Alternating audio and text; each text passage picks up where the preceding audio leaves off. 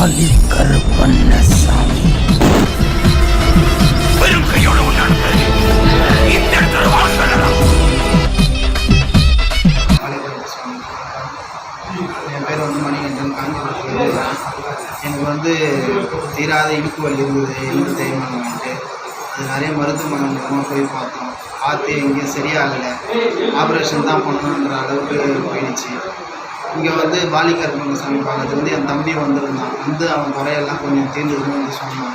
அதை கேட்டு நானும் வந்திருந்தேன். நானும் அருள்வாக்கு கேட்டுட்டு போனேன். போனதுக்கப்புறம் ஐயா சொன்ன வழிமுறைகள்லாம் நான் செஞ்சு பார்த்தேன். கோயிலுக்கு திருவண்ணாமலை கோயிலுக்கு செஞ்சேன். அதுக்கப்புறம் சிவ வழிபாடு செய்ய சொன்னார், அதையும் செஞ்சேன். இப்போ எனக்கு இடுப்பு வலி கொஞ்சம் பரவாயில்ல, அது நல்லா இருக்குது.